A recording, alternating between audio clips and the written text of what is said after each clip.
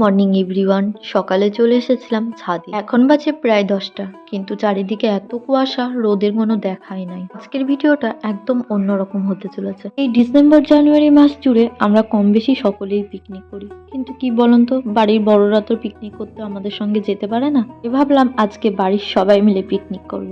তার জন্য 1.5 কিলো মতো দেশি মুরগির মাংস নিয়েছিলাম, আর যে মশলাগুলো দেখছেন এগুলো সবটাই শিলে বেটে নিয়েছি। আসলে শিলে বাটা মশলা আর মাটির উনানের রান্না যারা খেয়েছে তারাই একমাত্র জানে যে কতটা টেস্টি হয়। মোটা মোটা করে পেঁয়াজ কেটে নিয়েছিলাম, টমেটো কেটে নিয়েছিলাম, আর 2টো গোটা রসুন দিয়েছিলাম। আর নিয়েছিলাম আলু। আমরা বাঙালি বস, আলু ছাড়া একদমই চলতে পারি না। প্রথমে না চিকেনটা ম্যারিনেট করে নেওয়ার জন্য অল্প পরিমাণ সরিষার তেল, গোটা শুকনো লঙ্কা, কেটে রাখা পেঁয়াজ, টমেটো, রসুন বাটা, আদা বাটা, শুকনো লঙ্কা বাটা, কাঁচা লঙ্কা বাটা, জিরে বাটা, লবণ, হলুদ দিয়ে চিকেনটা ম্যারিনেট করে নেব। এদিকে কড়াইয়ে তেল গরম করে আলুতে লবণ হলুদ দিয়ে আলুগুলো লাল লাল করে ভেজে তুলে নেব। আরো কিছুটা তেল দিয়ে শুকনো লঙ্কা, গোটা জিরে, তেজপাতা ফোড়নে দিয়ে কেটে রাখা পেঁয়াজ, রসুন দিয়ে পেঁয়াজ আর টমেটোটা লাল লাল করে ভেজে নেওয়ার জন্য কিছুটা পরিমাণ লবণ আর হলুদ দিয়েছিলাম। পেঁয়াজটা বাদামি কালার হয়ে আসলে আদা বাটা, রসুন বাটা, কাঁচা লঙ্কা বাটা, শুকনো লঙ্কা বাটা, জিরে বাটা দিয়ে মশলাটা ভালো করে কষিয়ে নিয়েছিলাম। মশলাটা কষিয়ে নিয়ে ম্যারিনেট করা চিকেন দিয়ে বেশ কিছুক্ষণ কুক করে নিয়ে এর মধ্যে দিয়ে দিয়েছিলাম কেটে রাখা চুই ঝাল। চুই ঝালগুলো দিয়ে মাংসর সঙ্গে ভালো করে মিশিয়ে নিয়ে ঢাকনা চাপা দিয়ে মাংসটা ভালো করে কষিয়ে নেব।